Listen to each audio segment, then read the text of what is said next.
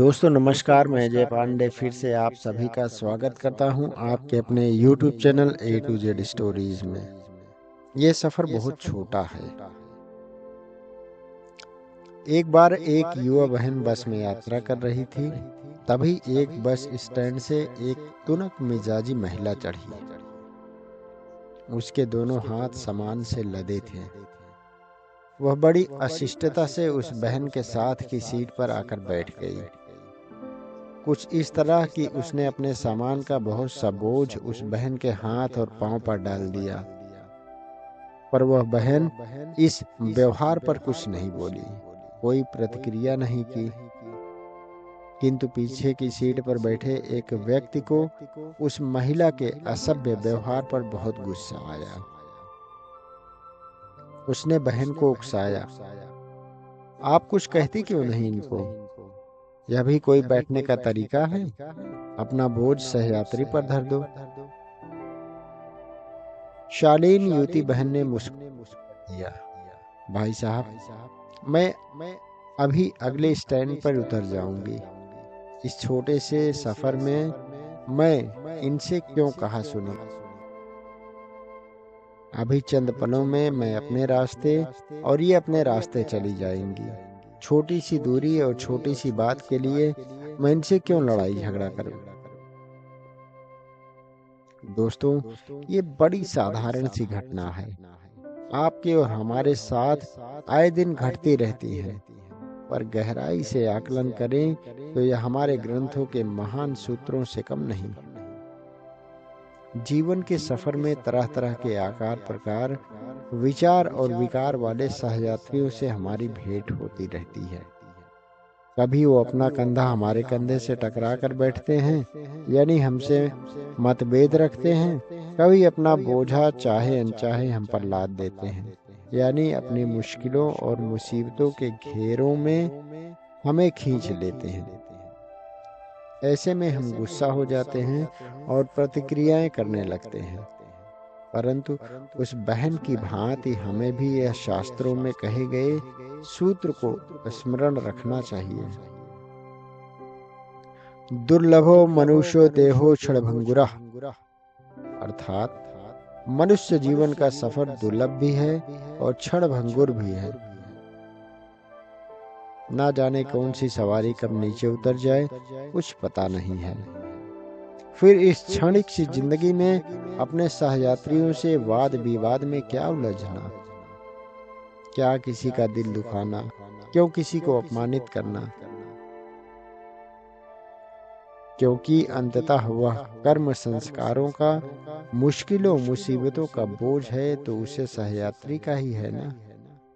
एक दिन हमें अपने और उसे अपने इस बोझ के साथ अपने अपने रास्ते पर चले जाना होगा। कोई किसी पर तिल्ली भर बोझ नहीं बन पाएगा। क्योंकि क्योंकि ना जाने अपने इस दुर्लभ सफर में कौन कब धैर्य खो जाए। इसीलिए क्यों न दुर्लभ सफर का धैर्य के साथ आनंद लें और अपने सफर को काटें। एक दूसरे से मिलजुल कर रहें और एक दूसरे की हमेशा मदद करते रहें। दोस्तों, आज के इस वीडियो में दूसरी शिक्षाप्रद कहानी है गजब का रिश्ता। मैं बिस्तर पर से उठा, अचानक छाती में दर्द होने लगा। मुझे हार्ट अटैक की तकलीफ तो नहीं? ऐसे विचारों के साथ मैं आगे वाली बैठक के कमरे में चला गया। मैंने देखा कि मेरा पूरा परिवार मोबाइल में व्यस्त था। मैं पत्नी को देखकर कहा, मेरी छाती में आज रोज से कुछ ज्यादा दर्द हो रहा है, डॉक्टर को दिखा कर आता हूँ। हाँ, मगर संभल कर जाना, काम हो तो फोन करना। मोबाइल में देखते देखते पत्नी बोली। मैं एक्टिवा की चाबी लेकर पार्किंग में पहुंचा। पसीना मुझे बहुत आ रहा था। एक्टिवा स्टार्ट नहीं हो रही थी। ऐसे वक्त हमारे घर का काम करने वाला ध्रुव साइकिल लेकर आया। साइकिल को ताला लगाते ही उसने मुझे सामने खड़ा देखा। क्यों साहब, एक्टिवा चालू नहीं हो रही है क्या? मैंने कहा, नहीं, आपकी तबीयत ठीक नहीं लग रही साहब। इतना पसीना क्यों आ रहा है? साहब, इस हालत में स्कूटी को किक नहीं मारते, मैं किक मारकर चालू कर देता हूँ। ध्रुव ने एक ही किक मारकर एक्टिवा चालू कर दिया, साथ ही पूछा, साहब अकेले जा रहे हो? मैंने कहा, हाँ। उसने कहा, ऐसी हालत में अकेले नहीं जाते साहब, चलिए मेरे पीछे बैठिए। मैंने कहा, तुम्हें एक्टिवा चलानी आती है? साहब, गाड़ी का भी लाइसेंस है, चिंता छोड़कर बैठ जाओ आप। पास ही एक अस्पताल में हम पहुंचे। ध्रुव दौड़कर अंदर गया और व्हील चेयर लेकर बाहर आया। साहब, अब चलना नहीं, इस कुर्सी पर बैठ जाओ। ध्रुव के मोबाइल पर लगातार घंटियां बजती जा रही। मैं समझ गया था फ्लाइट में सबके फोन आते होंगे कि अब तक क्यों नहीं आया। ध्रुव ने आखिर थक हार कर किसी को कह दिया कि आज नहीं आ सकता। ध्रुव डॉक्टर के जैसे ही व्यवहार कर रहा था। उसे बगैर बताए ही मालूम हो गया था कि साहब को हार्ट की तकलीफ है। लिफ्ट में व्हील चेयर आईसीयू की तरफ लेकर गया। डॉक्टर की टीम तो तैयार ही थी मेरी तकलीफ सुनकर। सब टेस्ट शीघ्र ही कराए। डॉक्टर ने कहा, आप समय पर पहुंच गए हो। इसमें भी आपने व्हील चेयर का उपयोग किया, वह आपके लिए बहुत फायदेमंद रहा। अब किसी की राह देखना आपके लिए बहुत ही हानिकारक है, इसीलिए बिना देर किए हमें हार्ट का ऑपरेशन करके आपके ब्लॉकेज को जल्द ही दूर करना होगा। इस फॉर्म पर आपके स्वजन के हस्ताक्षर की जरूरत है। डॉक्टर ने ध्रुव की ओर देखा। मैंने कहा, बेटे दस्तखत करने आते हैं। उसने कहा, साहब इतनी बड़ी जिम्मेदारी मुझ पर न डालो। मैंने तुम्हारी कोई जिम्मेदारी नहीं है बेटे, तुम्हारी कोई जिम्मेदारी नहीं है। तुम्हारे साथ भले ही लहू का संबंध नहीं है, फिर भी बगैर कहे तुमने अपनी जिम्मेदारियां पूरी की है। वह जिम्मेदारी हकीकत में मेरे परिवार की थी, और जिम्मेदारी को एक और जिम्मेदारी को पूरा कर दो बेटा। मैं नीचे सही करके लिख रहा हूँ कि मुझे कुछ भी हो गया तो जिम्मेदारी मेरी है। ध्रुव ने सिर्फ मेरे कहने पर ही हस्ताक्षर किए। बस अब, और हाँ, घर फोन लगाकर खबर कर दो।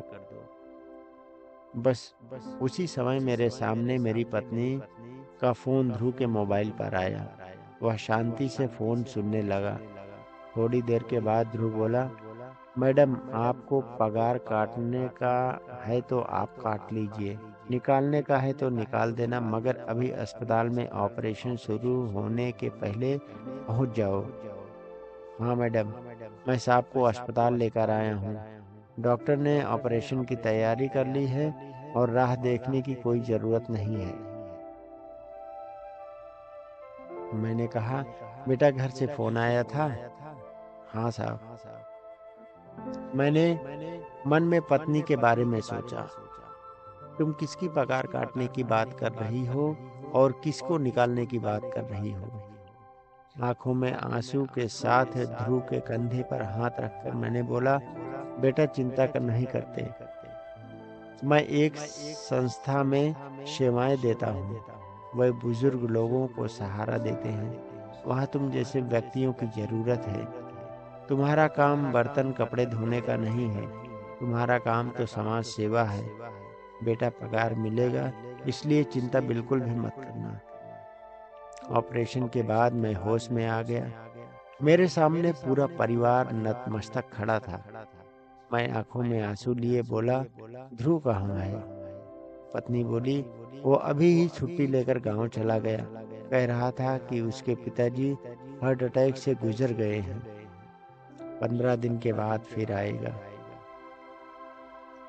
अब मुझे समझ में आया कि उसको मेरे अंदर उसका बाप दिख रहा होगा। हे प्रभु, मुझे बचाकर आपने उसके बाप को उठा लिया। पूरा परिवार हाथ जोड़कर मुख नतमस्तक माफी मांग रहा था।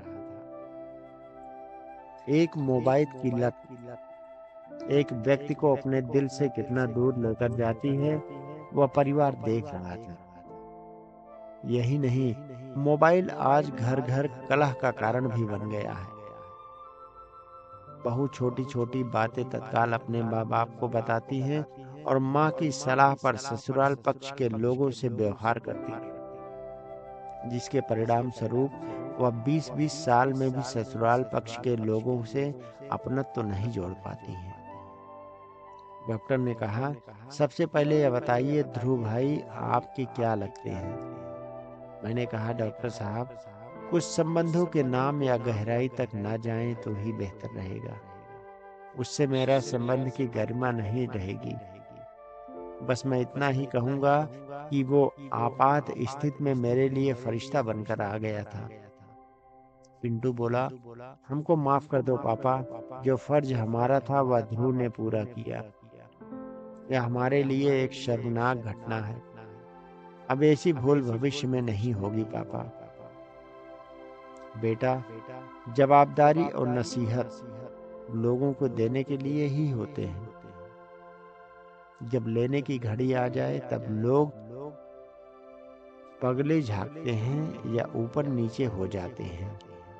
अब रही मोबाइल की बात, बेटे, एक निर्जीव खिलौने ने जीवित खिलौने को गुलाम बनाकर रख दिया है।